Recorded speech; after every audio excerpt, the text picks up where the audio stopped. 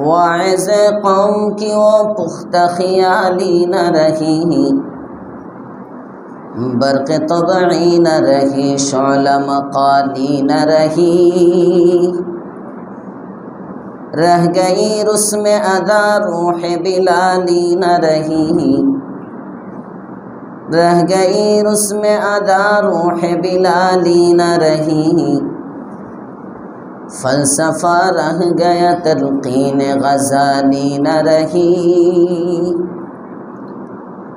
मस्जिद मरसिया ख़ाहे के नमाज़ी न रही,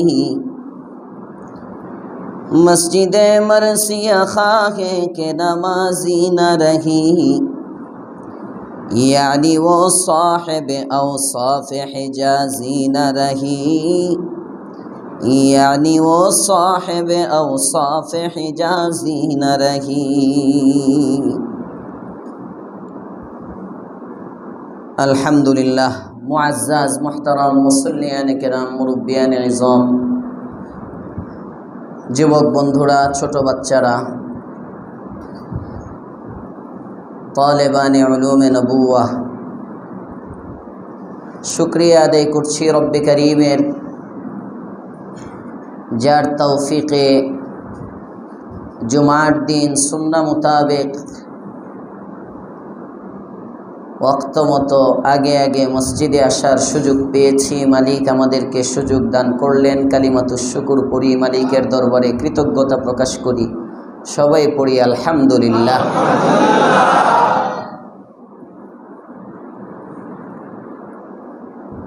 মসজিদ আল্লাহ তাআলার ঘর। দুনিয়ায় যেমন কয়েকজন মিলে যদি একটা ফ্ল্যাট ক্রয় করে, এই ফ্ল্যাটের কিছু নীতিমালা থাকে। একজনে একটা বাড়ি বানায়, বাড়ি ভাড়া দেয়, ভাড়াটিয়ার কিছু নীতিমালা থাকে। জানিয়ে দেয় ভাড়া দেওয়ার সময় অতটায় গেট বন্ধ হবে, এই সময়ে ঢুকতে হবে, এতজন ঘরের মধ্যে রাখা যাবে, পানি এভাবে ব্যবহার করতে হবে, ভাড়াটা এত তারিখের মধ্যে পরিশোধ করতে হবে, সার্ভিসিং বিলটা অমুকের কাছে দিতে হবে, রাত 11টার পরে এখানে আসা যাবে না, এতটার পরে আর ঘরের দরজা খোলা হবে না, গেস্ট কয়জন থাকতে পারবে থাকতে পারবে না ইত্যাদি বিধিনিষেধ আছে না নাই? দুনিয়ার একটা বাড়ির মধ্যে যদি কিছু নীতিমালা থাকে, তাহলে আল্লাহ তাআলার বাড়ি হলো এই মসজিদ। সবাই কয় নাই সুবহানাল্লাহ। মসজিদ বাইতুম মিন বুয়ুতিল্লাহ, আল্লাহ তাআলার ঘর। পৃথিবীতে যত মসজিদ আছে সমস্ত মসজিদ বাইতুল্লাহর শাখা। আল্লাহর ঘর বাইতুল্লাহ বলতেই কাবা বুঝায়। আল্লাহ পাক রব্বুল আলামিন মসজিদকে এত পছন্দ করেন। সবাই যেমন নিজের বাড়িকে পছন্দ করে, যদি এটা কুঁড়ে ঘর হয়, ভাঙা বাড়িও হয়, নিজের ঘরে থাকার তৃপ্তি আলাদা। নিজের বাড়ি পছন্দ করে, নিজের দেশ ভালো লাগে, নিজের ঘর ভালো লাগে। আল্লাহ পাক রব্বুল আলামিনের কাছে আল্লাহ তাআলার ঘর অনেক প্রিয়, যে কারণে পৃথিবীতে সর্বপ্রথম তিনি তার ঘর বানাইছেন। ঘর দিয়ে সূচনা। ইচ্ছা করলে অন্য কিছু বানাইতে পারতেন, মসজিদটা কয়েকদিন পরেও বানাইতে পারতেন, কিন্তু কোরআন বলে ইন্না আউওয়ালা বাইতিন উযিআ লিন-নাস লাল্লাযী বিবাক্কা মুবারাকান ওয়া হুদাল লিল আলামিন। পৃথিবীতে সর্বপ্রথম যে ঘর, বাক্কা মানে মক্কা, যে ঘর পৃথিবীতে সর্বপ্রথম নির্মিত হয়েছে, যে ঘরটি বড় বরকতময়, ওয়া হুদাল লিল আলামিন, এবং পুরা জগৎবাসীর জন্য হেদায়েতের মাধ্যম। সুবহানাল্লাহ। এটা হলো আল্লাহ তাআলার ঘর। এছাড়া যত ঘর পৃথিবীতে আছে এই যে গোয়ালটেক বাইতুল আকসা মসজিদ, এই মসজিদটাও বাইতুল্লাহর শাখা। পৃথিবীতে যত মাসাজিদ আছে, যত জায়গায় সিজদা হবে, যত জায়গায় কিয়ামত পর্যন্ত মসজিদ হবে, এখনো হয় নাই। মুফাসসিরিনে কেরাম তো লেখেন, হযরত ইব্রাহিম আলা নবিয়িনা ওয়া আলাইহিস সালাতু ওয়াস সালামের দ্বারা আল্লাহ পাক রব্বুল আলামিন যখন বাইতুল্লাহর পুনর্নির্মাণ করলেন, তামিরে বাইতুল্লাহ হলো বাইতুল্লাহর পুনর্নির্মাণের পরে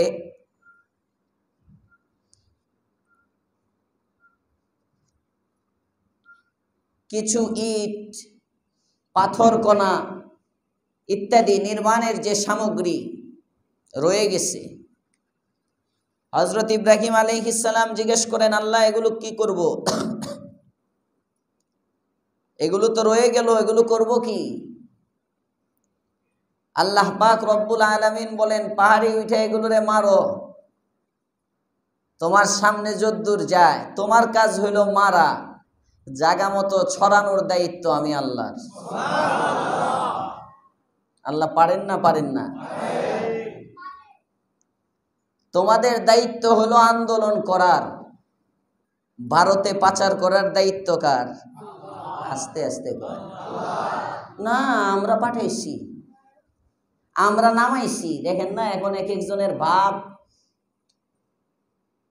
আমরাই কে কোন আন্দোলনের অভিভাবক, কার নেতৃত্বে হয়েছে, মাস্টার মাইন্ড কে, ওরি বাবা এটি নিয়ে টানাটানি।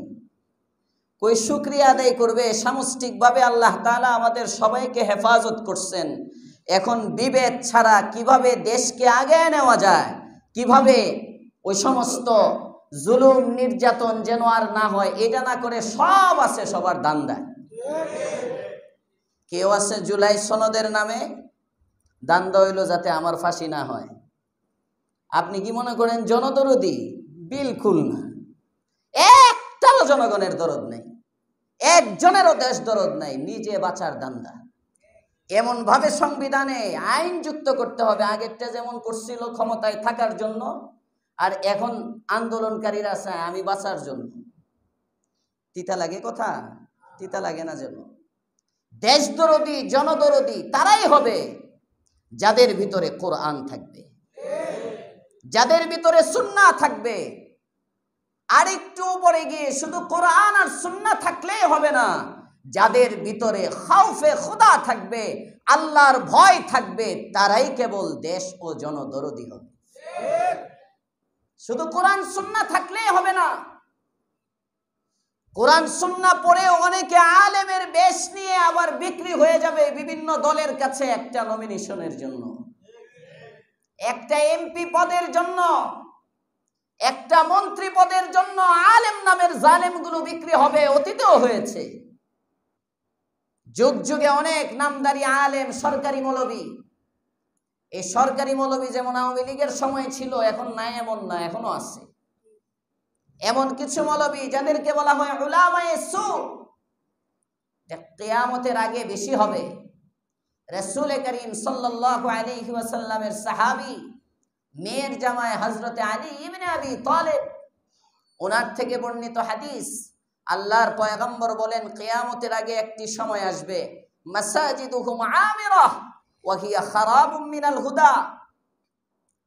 সুন্দর সুন্দর মসজিদ নির্মাণ হবে, কিন্তু মসজিদে হেদায়েত থাকবে না, হেদায়েত শূন্য হবে ওই মসজিদ। আর এই সময়টা এমন, জেনে রাখো, ওই সময় আলেম হবে দুই শ্রেণীর।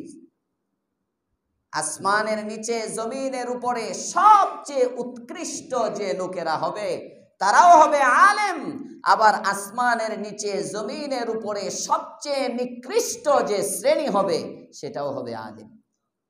নাউজুবিল্লাহ বলবেন না? আল্লাহর রাসূল বলে গেছেন, এই জন্য সূরত দেখলেই দৌড় দেওয়া যাবে না, কথা শুনলেই দৌড় দেওয়া যাবে না। আমরা বাঙালি তো, আমাদের মধ্যে আবেগ কাজ করে বেশি। আমি প্রায়ই বলি জজবা কাজ করে বেশি।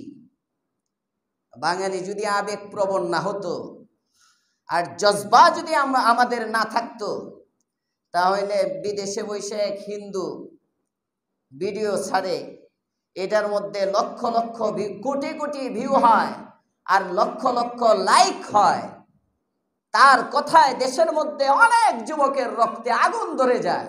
এটা হইতো না, এটা হইতো না। আগে দেখতো আমি কার বক্তব্য শুনতেছি। ভূতের মুখে রাম রাম, পিনাকির মুখে আল্লাহর নাম। তিতা লাগতে পারে আপনাদের অনেক কিছু। কোরআন বলে লাতাজিদান্না আশাদ্দান নাসি আদাওয়া লিল্লাযিনা আমানুল ইয়াহুদা ওয়াল্লাযিনা আশরাকু। আয় মনে রাখবে, কিয়ামত পর্যন্ত মুমিনের 1 নম্বর শত্রু হলো ইহুদি, 2 নম্বর শত্রু হলো মুশরিক। মুমিন মুসলমানের 1 নম্বর শত্রু ইহুদি।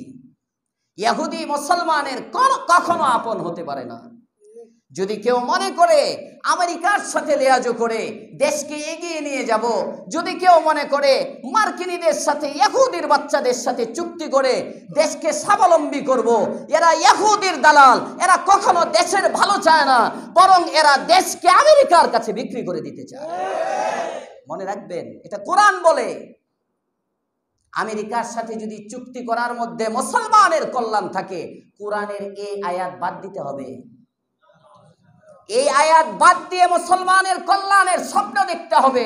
এছাড়া যত থিওরি দেওয়া হোক, যত কিছুই দেওয়া হোক, আমি বলতে পারে অনেক জ্ঞানী, অনেক দেশদরদী, অনেক বড় শিক্ষিত।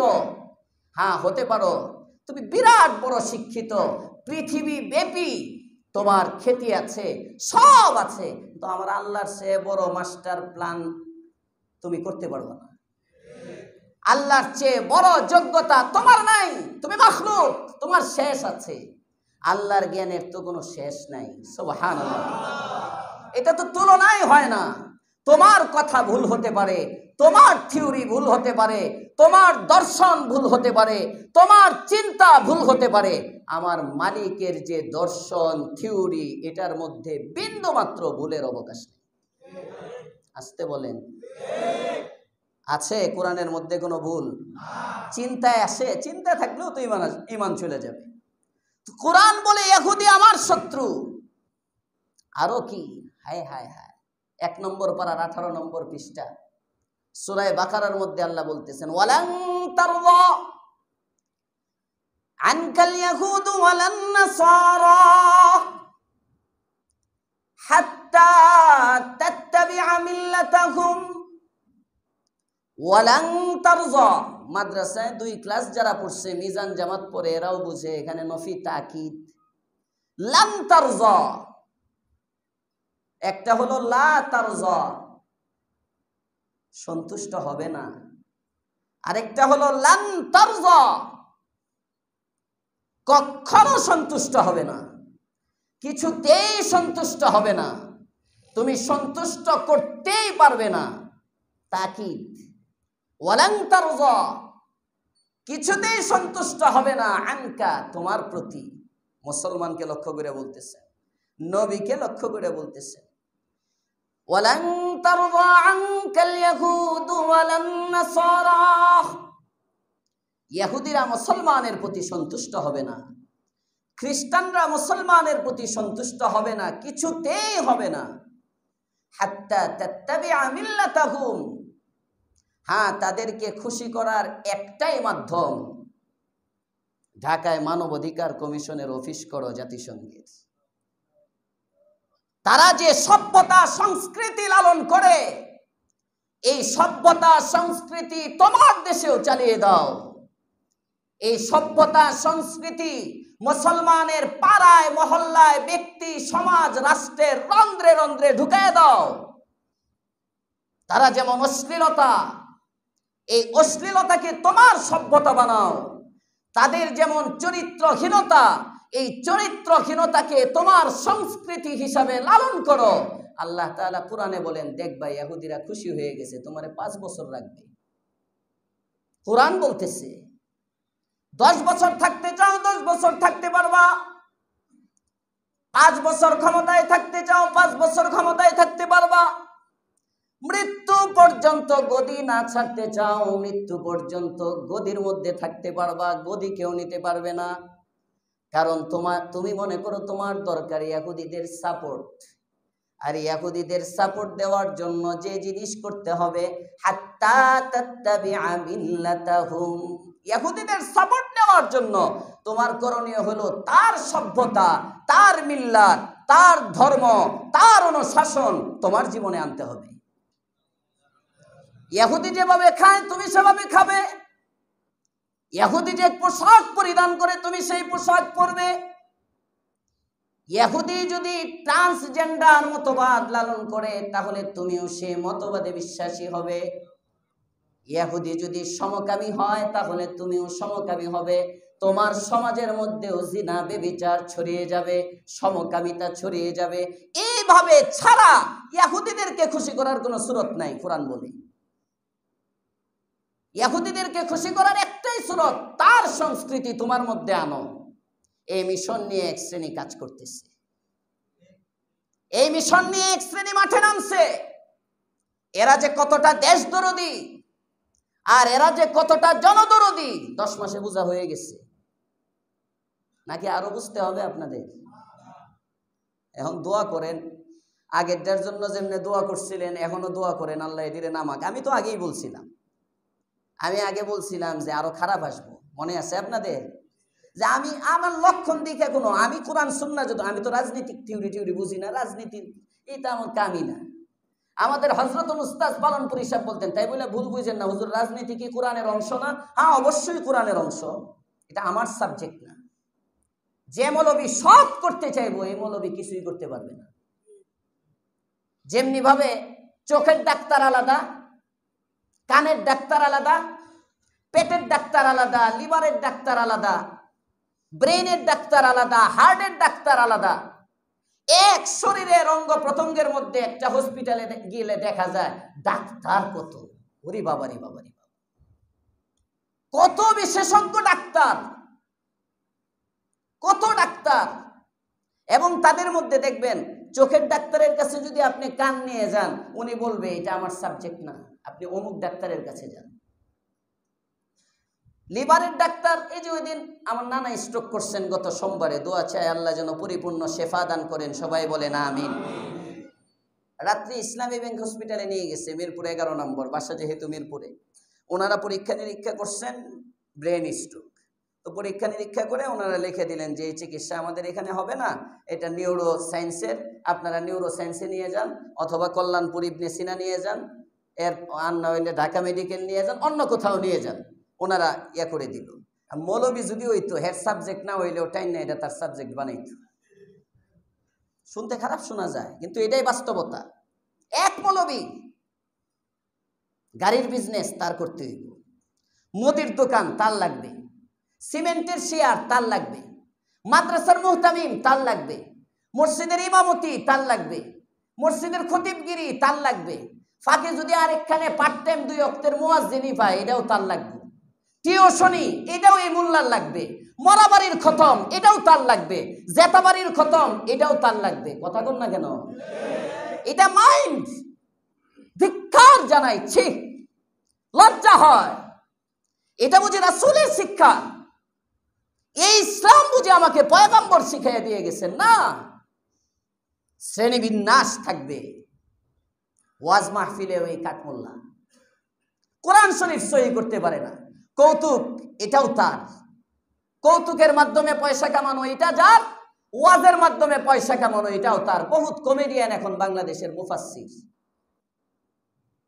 আল্লাহ আমাদেরকে হেফাজত করুক, বলেন আমিন। এটি বললে ওই যে ছোটখাটো যে মাদ্রাসা আছে এটার মুহতামিমরা অনেকে আমার উপরে খেপতে পারে না, আমি আপনাদেরকে বলতেছি না, আমি বুঝাইতে চাইতেছি সবার দায়িত্ব। আলেম হলে সব না, শ্রেণী বিন্যাস থাকতে হয়, তখন কাজের মান হয়। আজকে মাদ্রাসার হাজার হাজার ছাত্র, লক্ষ লক্ষ ছাত্র ফারেক হয়, 1000 লোক যোগ্য হয় না। দেওয়ানার পিসা হুজুর আমাকে ফোন দিছেন, ফোন দিয়ে বলতেছেন ভালো একজন শিক্ষা সচিব দাও। আমি বললাম হুজুর আপনি শাইখুল উলামা, সমস্ত উলামায়ে কেরাম আপনার মুরিদ, আপনি আমার কাছে বলতেছেন না বাবা, লোক পাই না, লোক পাই না। মৌলবীর কিন্তু অভাব নাই, জাফেল মার্কা, ভিতরে কিছু নাই, খালি হেডম, ভাবের চেয়ে ভঙ্গি বেশি। এই সমস্ত মৌলবী সমাজকে পচাইয়া ফেলতেছে। আল্লাহ এদের খপ্পর থেকে দেশকে হেফাজত করেন, জাতিকে হেফাজত করেন, আমাদেরকে হেফাজত করেন, বলেন আমিন। শ্রেণীবিন্যাস লাগে, শ্রেণীবিন্যাস হলে মান বাড়ে। আমার শেখ বুখারীর শেখ হযরতুল উস্তাদ হযরতে আকদাস মুফতি সাঈদ আহমদ পালনপুরি সাহেব বলতেন, আমাকে যত প্রশ্ন দিবা, হযরত বলতেন যে আমার কাছে যদি কেউ কখনো প্রশ্ন দেয়, সিয়াসি সোয়াল, রাজনৈতিক কোনো প্রশ্ন যদি দেয় কোনো ছাত্র, অনেক সময় এশকাল করে হুজুরদের কাছে লিখিত প্রশ্ন, হযরত বলেন যদি সিয়াসি কোনো সোয়াল আসে তাহলে আমি বলে দেই ডাইরেক্ট, ভাই ये मेरा फन नहीं है, मौलाना अरशद मदानी से पूछो। এটা আমার সাবজেক্ট না, এটা মৌলানা আরশাদ মাদানী সাহেব, জমিয়তে উলামায়ে হিন্দের সদর, ওনার পেশা এটা, উনি রাজনীতি নিয়ে চলেন, এটা ওনার কাছে জিজ্ঞেস করো। কেউ যদি তারিখ সম্পর্কে, ইতিহাস নিয়ে প্রশ্ন করেন, হযরত বলেন, আমি বলে দেই এটা আমার সাবজেক্ট না, এ মেরা ফন নেহি হে, মৌলানা হাবিবুর রহমান আজমি সে পুছো। উনি ভালো ইতিহাস বুঝতেন, হযরত মারা গেছেন আমাদের উস্তাদ, আমরা আবু দাউদ পড়ছি হযরতের কাছে। আল্লাহ জান্নাতুল ফিরদাউস নসিব করুক, বলেন আমিন। এই যে একটা আমানতদারি, এটা আমার বিষয় না, এটা অমুকের কাছে জিজ্ঞেস করো, এইটাই আমরা বাঙালি মৌলবীরা বলতে পারি না। আমি জানি না, আমি পারি না, এটা বললে কেন যেন আমি ছোট হয়ে যাই, অথচ এটা বুঝে না, না জানলেই জানা হয়। কথা বলেন না কেন? এক মৌলবীর সব।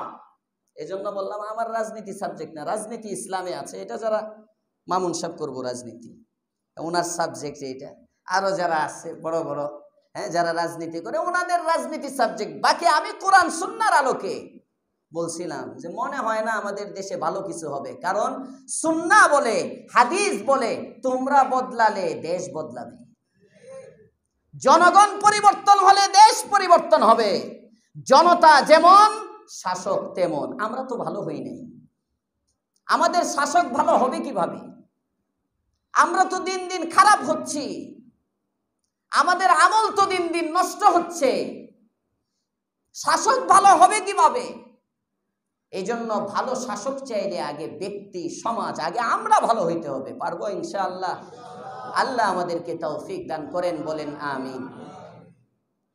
বলতেছিলাম আল্লাহ পাক রব্বুল আলামিন ঘর বানাইলেন, মসজিদ আল্লাহ তাআলার ঘর, কথা মনে আছে? মসজিদ আল্লাহর ঘর, এটা হেদায়েতের কেন্দ্র, এটা হেদায়েতের কেন্দ্র। সর্বপ্রথম আল্লাহ তাআলা এই মসজিদ বানাইলেন, বানায় বললেন কি, হুদাল্লিল আলামিন, এটা পুরা জগৎবাসীর জন্য পথ প্রদর্শক। সুতরাং বোঝা যায় মসজিদের গুরুত্ব অনেক বেশি। মসজিদ রাসূল করিম সাল্লাল্লাহু আলাইহি ওয়াসাল্লামের জামানায় মসজিদগুলো ছিল ইসলাহুন বাইনান নাস, মানুষের সংশোধনের জায়গা। এই মসজিদগুলো ছিল সমাজের অসঙ্গতিগুলো তুলে ধরার জায়গা। এই মসজিদগুলো শুধু অসঙ্গতি তুলে ধরতো এমন না, এই মসজিদগুলো থেকেই ওই সমস্যার সমাধানও পেশ করা হইতো। সুবহানাল্লাহ। মসজিদ থেকে সমস্যা ধরায় দিত, রোগ চিহ্নিত করত, এবং মসজিদের মধ্য থেকে ওই রোগের সমাধানও দেওয়া হইত। যে কারণে এক সময় মসজিদ দামি ছিল, মানুষ মসজিদমুখী ছিল, ইনসাফ ভিত্তিক বিচার দরকার, মসজিদে যেত, নিজের হক প্রাপ্য বুঝে পাওয়া দরকার, মসজিদে গেলে পেয়ে যেত। সুবহানাল্লাহ। হাত্তাকে ইহুদ নাসারা বেদিন বেঈমানগুলো পর্যন্ত জানতো, যদি আমি মসজিদে যাই তাহলে আমি আমার হকটা বুঝে পাবো। ইহুদিদের সরদার ছিল কাব ইবনে আশরাফ। তার কাছে এক ইহুদি আর এক মুসলমান দুইজনের এক সমস্যা, মামলা নিয়ে যাবে কার কাছে? ইহুদি বলে চলো তোমাদের নবীর কাছে যাই, আর মুসলমানরাই কয় না চলো তোমাদের পীর সাহেবের কাছে যাই। তার মানে মুসলমান মুসলমান না মুনাফিক? সবাই বলে, কারণ সে জানে আমি ইহুদির হক মারতেছি, এখন যদি নবীর কাছে যাই নবী তো আমার ধর্ম দেখে খাতির করবে না, উনি তো ইনসাফ ভিত্তিক ফাইসালা দিবে, এটা আমার মেনে নিতে হবে। সুতরাং ইহুদির কাছে যাই। ইহুদির কাছে গেলে দেখি আমার পক্ষে দেয় কিনা বা কি করে, যে নবী হয়ে যখন আমার কাছে আসছে এ মনে হয় আস্তে আস্তে ইহুদি হবে, এর একটু আদর করি, ইহুদি খুশি হবে। আচ্ছা ঠিক আছে, তাহলে এক কাজ করো, নবীর কাছে যদি না যাও তাহলে আমি বিচার মানবো না, যাইতে হবে। বারবার যখন বলতেছে চক্ষু লজ্জায় তো যাইতে হয়, এমন না কিছু ইহুদির দালাল চক্ষু লজ্জায় নামাজে যায়, চক্ষু লজ্জায় টুপি লাগায়। কথা বলেন না কেন? আপনারা তো টুপি একটা দেখলে মনে করবেন ওরে বাবা রে বাবা, ঈদের নামাজ সামনের কাতারে পড়ছে, কি সুন্দর ভাষণ আর কি সুন্দর কথা, কত দেশ দরদি, ওনার কাছে নিরাপদ দেশ। আরে বাবা রে বাবা, স্লোগান মুখে মুখে, ওনার কাছে নিরাপদ দেশ, ওনার কাছে নিরাপদ জাতি। কোন ওহী, কোন জিবরাইল এসে তোমার কাছে ওহী দিল যে ওনার কাছে নিরাপদ? কিভাবে বললা? মুত্তাকি খোদা বিরু আল্লাহওয়ালা ছাড়া কারো কাছে কোন দেশের সার্বভৌমত্ব নিরাপদ না। মনে রাখবেন, মডার্ন ইসলাম যারা করে তাদের কাছেও নিরাপদ না। মডার্ন ইসলাম, দলের শুরুতে নাম ইসলাম, পোস্টার খেম্বিলে নাম ইসলাম, সব জায়গায় ইসলাম, ইসলামের প্রতি মানুষ দুর্বল। এজন্য হেফাজতেও ইসলাম, জমিয়তেও ইসলাম, জামাতেও ইসলাম, খেলাফতেও ইসলাম। ইসলাম ছাড়া কোনো দল নাই। ইসলামই যদি হয় তাহলে এক দল হবে। কথা বলেন ঠিক না বেঠিক? ইসলামই যদি হয়, ইসলাম তো একটা, ইসলাম তো এক শরীয়তের নাম, ইসলাম তো এক কোরআনের নাম, ইসলাম তো এক সুন্নাহর নাম। যদি তোমার ইসলামী রাজনীতি হয়, ইসলামী আন্দোলন থাকবে না, খেলাফতে মজলিস থাকবে না, হেফাজতে ইসলাম থাকবে না, জমিয়তে উলামায়ে ইসলাম থাকবে না, খেলাফত আন্দোলন থাকবে না, জামাতে ইসলামী থাকবে না। প্রকৃত ইসলাম যদি হয়, সব মুসলমান এক ইসলামের ব্যানারে এসে রাজনীতি করবে, এটার নাম ইসলাম। এছাড়া বিভিন্ন ব্যানারে, এটা জামাতে ইসলাম আলিয়ার লোকে করুক কিংবা কওমের আলেম করুক, যেই করুক, ভিন্ন ভিন্ন ব্যানারে যদি ইসলামকে প্রকাশ করতে চায়, বোঝা যাবে এর মধ্যে শুধু ইসলামের স্বার্থ নাই, এর মধ্যে নিজের ব্যক্তি স্বার্থ আছে। আমার ইমারত ছাড়তে পারবো না আমি, আমারই আমির থাকতে হবে, আরেকজনের মাথা হাতে যাইতে পারবো না। এটা কোন ইসলাম? এটাও তো একটা ফেসিজম, এটাও তো একটা ফেসিবাদ। আমি আমার নীতিতে আমি যা বলি তাই হক, বাকি সব বাতিল দলিল ছাড়া। হ্যাঁ, দলিল থাকলে তো ভালো, দলিল থাকলে তো বাতিল বাতিলই। তো দলিল নাই, আমি বলছি তাই করতে হবে, আমি অভ্যুত্থানের নেতা, আমি বলছি তাই করতে হবে। আমার কর্মীরা মিছিল করেছিল সর্বপ্রথম ঢাকা, সুতরাং আমার অবদান আছে। হাসিনাও তো এই অবদান বেচেই চলতো, তার বাপের অবদান আছে দেশের জন্য। কথা বলেন না কেন? আগে আগস্টের চেতনা বেচত, এখন জুলাইয়ের চেতনা বেচে। সবাই খালি চেতনা আর অবদানই বেচে, আর আমরা খালি কিনি।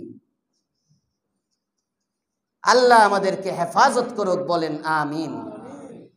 মসজিদমুখী সমাজ, সমাজ সুন্দর হবে। মসজিদমুখী রাষ্ট্র, রাষ্ট্র সুন্দর হবে। আজকে মসজিদ কি এটা আমরা জানি না, মসজিদের আহমিয়ত আমাদের দিলে নাই। আমরা মনে করি মসজিদ বাস মসজিদ, এটা একটা ইবাদতখানা, এনে কি, এখানে কি না। রাসূলের জামানায় মসজিদগুলো ছিল বিচারালয়। জোরে কোন সুবহানাল্লাহ। আল্লাহর পয়গম্বর, আপনি আমার নবী, দু জাহানের সরদার বসা, ইহুদি আর মুসলমান মুনাফিক যায় পয়গম্বরের কাছে বিচার নিয়ে যায়, বাধ্য হয়ে চক্ষু লজ্জায় নবীর কাছে যায়। নবী ইহুদির পক্ষে ফয়সালা দিয়ে দেন, মুসলমানের পক্ষে ফয়সালা দেন না। মুসলমান বের হয়ে বলে, এই চলো একটু রিভিউ করি, আবার একটু আরেকজনের কাছে যাচাই করি বিচারটা ঠিক আছে কিনা। কয় কার কাছে যাচাই করবা, কার কাছে? কয় ওমরের কাছে যাই। চলো যাই, তার তো একটা শক্তি আছে, আমি হক, গেলে সমস্যা কি? নবী যে বিচার করে দিচ্ছেন, ওমর এটা উল্টাইতে পারে না। সুবহানাল্লাহ। এটা ইহুদির ইয়াকিন হয়, মুসলমানের ইয়াকিন হয় না। হযরতে আমিরুল মুমিনিন ওমর ইবনুল খাত্তাব তখন সাহাবী, নবীর জামানা, গেছেন কার কাছে, গিয়ে বলে কই বিচার কি হয়েছে? কই হয়েছে, নবী করে দিছে, আপনি একটু দেখে দিতেন যদি। ওমর কয় জায়গা মতো আইছস, খারো আমি দেখে দিই, একটু বসে বসে হয়ে গেল। হযরতে ওমর ইবনুল খাত্তাব ঘরের মধ্যে চলে গেলেন, তরবারিটা কোষ মুক্ত করে বাহিরে আসলেন, এসে এবার মুসলমানের গলার মধ্যে মারে, গর্দানটা কাটে আর বলে, যে ব্যক্তি আল্লাহ আল্লাহর রাসূলের ফয়সালা মানে না, ওমরের কাছে তার ফয়সালা এই হত্যা ছাড়া আর কিছু হতে পারে না।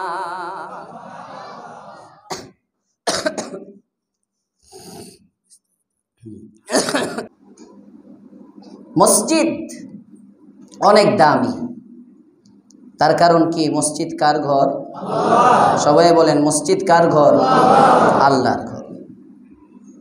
আচ্ছা আপনি বলেন তো, আপনার ঘরটা বেশি সুন্দর না প্রধান উপদেষ্টার বাসভবনটা বেশি সুন্দর? হ্যাঁ হ্যাঁ, আস্তে আস্তে কর, জোরে বলেন। প্রধান উপদেষ্টার বাসভবন সুন্দর, এটা একটা নিয়ম। দেশের সর্বোচ্চ প্রধানমন্ত্রীর কার্যালয়, হ্যাঁ, যেখানে প্রধানমন্ত্রী থাকতো আগে, এটার ভিতর কত সুন্দর দেখছেন না আপনারা? হ্যাঁ, জিয়ারত করতে গেছিলেন 5 আগস্টে, অনেকে দেখে আসছেন ভিতরে কি সুন্দর। যিনি প্রধান হয়, যে যত বড় হয়, তার বাড়ি, তার থাকার জায়গাটা ওইভাবে সুন্দর করে সাজানো থাকে, সুন্দর সাজানো হয়। তো মসজিদ কার ঘর? তো যুক্তি কি বলে? মসজিদ সবচেয়ে দুর্বল হবে না মসজিদ সবচেয়ে সুন্দর হবে? জোরে বলেন, মসজিদ সবচেয়ে দুর্বল হবে না মসজিদ সবচেয়ে সুন্দর হবে? কারণ মসজিদ আল্লাহর ঘর। এটা কোরআনে কারিমে আজকে যে আয়াত তিলাওয়াত করছি, আল্লাহ তাআলা বলেন, ফি বুয়ুতিন আযিনাল্লাহু আন তুরফা। মসজিদের 3টা হক বলছেন এই আয়াতের মধ্যে আল্লাহ তাআলা। 1 নম্বর হলো, মসজিদ এমন হবে যেটা উঁচু থাকবে। সুবহানাল্লাহ। উঁচুর অর্থ কি? কয়েকটা ব্যাখ্যা। রাইসুল মুফাসসিরিন হযরতে আব্দুল্লাহ ইবনে আব্বাস বলেন, মসজিদ উঁচু করা হবে, এর অর্থ হলো মসজিদকে সম্মান করা হবে। মসজিদ উঁচু করার অর্থ মসজিদকে সম্মান করা। হযরতে মুফাসসির মুজাহিদ রাহমাতুল্লাহি আলাইহি ইকরিমা, ওনারা দুইজন বলেন, মসজিদ উঁচু করার এক ব্যাখ্যা তাফসিরে কুরতুবিতে ইমামে কুরতুবি এনেছেন যে মসজিদ উঁচু করার একটা ব্যাখ্যা হলো, বাস্তবেই মসজিদটা ঘরের চেয়ে উঁচা হবে। আরো আস্তে কোন সুবহানাল্লাহ। আজকে আমার সাবজেক্টই মসজিদ। মসজিদের ফজিলত, মসজিদের আদব। নিয়ত করছি এই 2টা বিষয় 2 জুমায় আলোচনা করব। মসজিদ আহমিয়ত, মসজিদের গুরুত্ব কি আমরা অনেকে জানি না। মসজিদে আসি কিন্তু মসজিদের আদব জানি না। ওই যে বসার পরে বলছিলাম যে আমার বাড়ি করলাম, আমার বাড়িতে 10টা ভাড়াটিয়া থাকে, তাদেরও কিছু বিধি নিষেধ আছে। তাহলে এটাও তো একটা বাড়ি, বাড়িটা কার? তো এই ঘরের মধ্যে আসার, থাকার, বের হওয়ার কিছু বিধি নিষেধ আছে না নাই? এখানেও আসার কিছু সিস্টেম আছে, এখান থেকে বের হওয়ার কিছু নিয়ম আছে, এখানে অবস্থান করার কিছু নিয়ম আছে। যেমনি ভাবে মালিক এর মানা নিয়মগুলো যদি ভাড়াটিয়া পালন করে, তাহলে মালিক আর ভাড়াটিয়ার মধ্যে একটা মোহাব্বত হয়।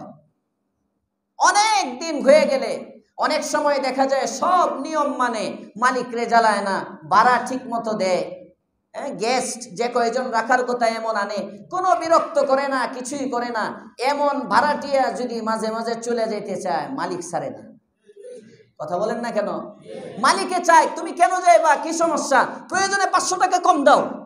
টাকা পয়সার যদি সমস্যা থাকে আমি 500 কমায় দিলাম। অন্যদেরকে কিন্তু 500 পারলে বাড়ায়। কিন্তু যদি মোহাব্বত হয়ে যায় তখন পারলে 500 কমায়, কি অসুবিধা? 2 মাস, আপনি তো 10 বছর পর্যন্ত আমার বাড়িতে থাকেন, কোনোদিন ভাড়া জমে না, আচ্ছা একটু ক্রাইসিস মনে হয়, সারা দরকার নাই, 2 মাস জমো, একসাথে দিয়ে দিয়েন। এভাবে বিভিন্ন ফ্যাসিলিটি, বিভিন্ন সুযোগ সুবিধা তাকে দেওয়া হয়। আল্লাহ পাক রব্বুল আলামিনের এই ঘরের মধ্যেও যদি কেউ নিয়ম অনুযায়ী আসে, নিয়ম অনুযায়ী বের হয়, নিয়ম মতো থাকে, আল্লাহ পাক রব্বুল আলামিন বলেন, এই আমি আল্লাহ এর আসা যাওয়ার কদমে কদমে একটা গুনাহ মাফ করি, একটা নেকি দিয়ে দিই। আর কি? এখানে যে থাকে, মসজিদের সাথে যখন তার সম্পর্ক হয়ে যায়, আমার ঘরের সাথে মোহাব্বত হওয়া মানে প্রকারান্তরে আমি আল্লাহর সাথে মোহাব্বত হওয়া। এর প্রতিদান হিসাবে আমি আল্লাহ তাআলা কিয়ামতের দিন আমার কুদরতি বিশেষ ছায়ায় তাকে জায়গা দিয়ে দিই। নিতে রাজি আছি আমরা ইনশাআল্লাহ? কারা কারা রাজি দেখি ইনশাআল্লাহ। আল্লাহ কবুল করুক, বলেন আমিন। যদি রাজি থাকি তাহলে আমাদের মসজিদের হক আদায় করতে হবে। মসজিদের 1 নম্বর হক হলো মসজিদকে উঁচা করা। এজন্য দেখবেন সৌদি আরবে যারা গেছেন উমরায় বা হজের সফরে, কিংবা দুবাই, কাতার ইত্যাদি আরব কান্ট্রিগুলোতে যে মসজিদগুলো হয়, এই মসজিদগুলোর ওই দেয়াল উঁচা উঁচা, একতলার দেয়াল মনে হয় 2 তলার সমান। আমাদের দেশে 2 তলা বা 1.5 তলা পরিমাণ, ওটার 1 তলার ছাদ দেখবেন অনেক উঁচা উঁচা দেয়। আরবরা এটার উপর আমল করে, কারণ কোরআনে আল্লাহ তাআলা বলছেন উঁচু করো। এই উঁচুর দ্বারা যদিও ইবনে আব্বাসের তাফসীর হলো সম্মান, কিন্তু এটাও এক ব্যাখ্যা আছে যে প্রকৃতপক্ষে আমার বাড়ির দেয়াল, আমার বাড়ির ছাদ যদি থাকে, কয় ফিট উপরে থাকে সাধারণত? 10-12 ফিট। কথার কথা, যদি 12 ফিট উপরে আমি আমার ঘরের ফ্লোরের ছাদ দেই, ফার্স্ট ছাদ যদি 12 ফিট থাকে, তাহলে মসজিদেরটা হবে মিনিমাম 15। এভাবে মসজিদটা আমার ঘরের চেয়ে একটু উঁচা দেখা যাবে। আমার বাড়িটা যদি 5 তলা হয়, মসজিদটা যদি 5 তলা হয়, তো 5 তলা 5 তলা সমান, কিন্তু এই যে ফিট বাড়ার কারণে 5 তলার চেয়ে আমার মসজিদটা একটু উঁচা দেখা যাবে। মসজিদ থাকবে সবার উপরে, জোরে কোন সুবহানাল্লাহ। এটা মসজিদের একটা হক, এটা মসজিদের হক। এলাকার মধ্যে মসজিদ থাকবে সবচেয়ে সুন্দর। এখন আমাদের ঢাকা শহরে মসজিদ সবচেয়ে সুন্দর না বাড়ি সুন্দর? প্রত্যেক এলাকায় মসজিদের চেয়ে সুন্দর বাড়ি আছে, একটা হইলেও আছে প্রতি এলাকায়। অথচ শরীয়ত বলে মসজিদ হবে আমার বাড়ির চেয়ে সুন্দর। আমার ঘর যদি কাঁচা হয়, মসজিদ হবে পাকা। আমার ঘর যদি পাকা হয় ইটের, মসজিদ হবে প্লাস্টার। আমার ঘরের মধ্যে যদি প্লাস্টার হয়, তাহলে মসজিদ হবে টাইলস। আমার ঘরের মধ্যে যদি টাইলস হয়, তাহলে মসজিদ হবে মার্বেল পাথর, দামি দামি সুন্দর। আমার ঘরটা আমি যেভাবে সাজাবো, তার চেয়ে আমার মসজিদটাকে আমি আরো বেশি সাজাবো। সুবহানাল্লাহ। এটা মসজিদের হক। এই হকটার প্রতি সার্বিকভাবে সারা দেশে সবাই অবহেলা করে, এটার চিন্তা নাই। চিন্তা করেন, আমি আমাদের এই গোয়ালটিকে, কথার কথা বলতেছি, এই মসজিদের আন্ডারে 30টা বাড়ি হবে না? 30 জন বাড়ির মালিক আছে, এরকম বেশি হইব তো, মানে 30টা হইব তো, 30টা হবে না? আরো বেশি হবে।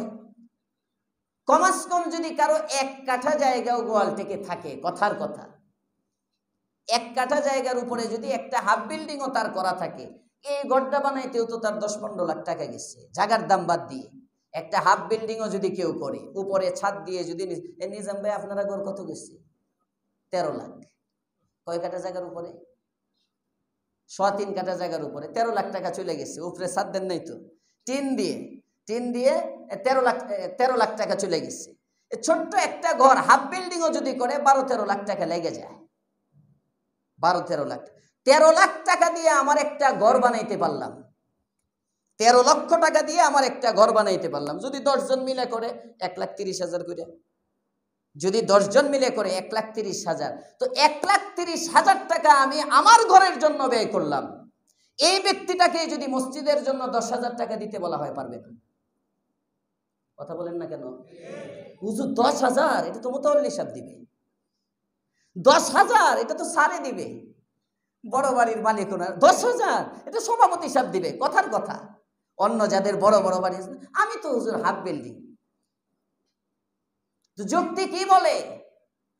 তোমার ঘরের জন্য যদি তুমি 1,30,000 টাকা খরচ করতে পারো তোমার জন্য, তোমার নিজের জন্য, মসজিদের জন্য একটু বেশি করবা। বেশিটা না বললাম, 10 ভাগের 1 ভাগ তো করবা, কম করলেও। এটা মসজিদের হক। তুই এই হকের খবর আমাদের নাই। যদি প্রত্যেকটা বাড়ির মালিক কিংবা প্রতিটা ফ্ল্যাটের মালিক 35 লক্ষ টাকা দিয়ে একটা ফ্ল্যাট কিনে, 40 লাখ টাকা দিয়ে একটা ফ্ল্যাট, 50-60 লক্ষ টাকা দিয়ে একটা ফ্ল্যাট কিনতে পারে, 60,000 টাকা মসজিদে দিতে পারে। আরে তুমি যে মহল্লায় ফ্ল্যাট কিনলা, তুমি 60 লাখ টাকা 50 লাখ টাকা দিয়ে ফ্ল্যাটটা কেনার পরে 1 লক্ষ টাকা ওই এলাকার মসজিদের মধ্যে দিয়ে দেওয়া, এটা মসজিদ তোমার কাছে পাওনা মিয়া। এটা দান না, এটা রিলিফ না, এটা কমিটির লোক তোমার কাছে যাইতে হবে কেন? এটা তোমার নিজের দায়িত্বে এসে দেওয়ার কথা। আমাকে আল্লাহ তাআলা এই মসজিদের আওতাভুক্ত করেছেন, মসজিদ আমার কাছে পাওনা। আমার ঘরের জন্য আমি এত টাকা খরচ করলাম, এই সব থেকে যাবে, এই সব ধ্বংস হয়ে যাবে, কোনটাই আমার সাথে যাবে না। এই মসজিদের জন্য যেটা দিব, এটা কিয়ামতের দিন আমাকে সুপারিশ করে জান্নাতের মালিক বানাবে। এর জ্বলন্ত প্রমাণ। আপনারা তো মনে করেন হুজুররা খালি বাকি ওয়াজ করে, আমি নগদ করি। দেখেন, শেখ হাসিনা পালাইছে, কথা কয় না, নাকি আছে এখনো কারো বাড়িতে? পালাইছে, দেশ ছেড়ে চলে গেছে। তার বাড়িটা পর্যন্ত শেষ। তার বাপের ছবি টবি যা আছে, এক একবার ওইখান থেকে কর্মসূচি দেয় আর এক একটা ভাঙ্গে। কর্মসূচি আসে এক জায়গা থেকে, আর কিছু জনতাকে এটা বাস্তবায়ন করে, সব চলতেছে। কিন্তু তার আমলে 500-র উপরে মডেল মসজিদ বানানো হয়েছে। কোন মসজিদের একটা ইট ভেঙে নেওয়া হয়েছে?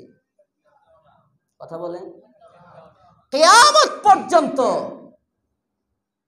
যতদিন এই পৃথিবী থাকবে, যতদিন দেশ থাকবে, যতদিন এই জমিন থাকবে, এই দেশ থাকবে সেটা না, দেশও যদি কেউ নিয়ে যায়, যতদিন পর্যন্ত এই মসজিদ থাকবে ততদিন হাসিনার নাম থাকবে। আস্তে কন, কে জোরে কন। আমি আওয়ামী লীগ করি না তো, আমি বুঝাইতেছি মসজিদের মাধ্যমে মসজিদের বাঁকা আছে, স্থায়িত্ব আছে। বলতে হবে এটা ওনার আমলে হয়েছে, এটা তার সময় হয়েছে। এতগুলো মসজিদ, এই মসজিদটা কে বানাইছে? এটা কিতাবে আছে। খুতবাতে জুলফিকারের মধ্যে জুলফিকার আহমদ নকশবন্দি 39 নম্বর খণ্ডে লিখতেছেন, কেউ যদি মসজিদের সাথে নিজেকে জুড়ে দেয়, এই ব্যক্তি কিয়ামত পর্যন্ত স্মরণীয় হয়ে থাকবে। জোরে কোন সুবহানাল্লাহ। এজন্য হাজারো খারাপ কাজের মধ্যে কিছু ভালো কাজ করি, যেটা আমাকে স্মরণীয় করে রাখবে, শুধু দুনিয়ায় না, না আখিরাতেও। জোরে কোন সুবহানাল্লাহ। আমাকে স্মরণীয় করে রাখার জন্য করতে হবে, মসজিদের সাথে নিজেকে জুড়তে হবে। মসজিদের সাথে যদি নিজেকে জোড়েন, আপনার সামর্থ্য অনুযায়ী আপনি জোড়েন। আপনি 1 লাখ টাকা দেওয়ার সামর্থ্য রাখেন, 1 লাখ দেন। 5 লাখ দেওয়ার সামর্থ্য রাখেন, 5 লাখ দেন। 1 টাকা দেওয়ার সামর্থ্য আছে, 1 টাকা দেন। আপনার সামর্থ্য অনুযায়ী যদি মসজিদের সাথে জোড়েন, মসজিদকে সবাই মিলে যদি মনে করি এটা আমার হক, এটা দান না, আমার জন্য আমাকে মসজিদে দিতে হবে, আমরা সবাই মিলে এই মসজিদে নামাজ পড়ি। হ্যাঁ, আপনারা দিতেছেন দেখে এই মসজিদ সুন্দর। তো গত সপ্তাহ বৃষ্টি ছিল, বলছিলাম গত 2-3 দিন বৃষ্টি হইতেছে। হ্যাঁ, আমি তো খুব চিন্তা, আজকে ফজরের পরেও বৃষ্টি হয়েছে। ফজরের পরে আমি চিন্তা করতেছি, হায় মানুষগুলো কই দাঁড়ায় যদি এমন বৃষ্টি থাকে। খুব চিন্তা করতেছিলাম, এত মানুষ বাহিরে দাঁড়ায়, এই মানুষের কোথায় জায়গা হবে, কোথায় নামাজ পড়বে, কোথায় দাঁড়াবে, পেরেশান ছিলাম। যাক, আলহামদুলিল্লাহ বলেন সবাই, আলহামদুলিল্লাহ। আল্লাহ আবহাওয়া ভালো রাখছেন, নামাজের শেষ পর্যন্ত যেন অন্তত ভালো থাকে। সবাই বলেন আমিন। এই এলাকার সবাই মিলে যদি আমরা মসজিদের প্রতি দরদি হই, মসজিদটাকে বড় করি, মসজিদ সম্প্রসারণের ফিকির করি, যে আমরা সবাই মিলে যেন মসজিদের ভিতরে একসাথে নামাজ পড়তে পারি। এটা অসম্ভব না সম্ভব? জোরে বলেন, অসম্ভব না সম্ভব? সম্ভব। সম্ভব যে বুঝবো কেমনে? 24টা জানালা লাগে, এটি হয় না এখন। এক একজন বাড়ির মালিক একটা করে জানালা। আজকে চাই আপনাদের কাছে, আল্লাহ কবুল করুক, বলেন আমিন। 16,000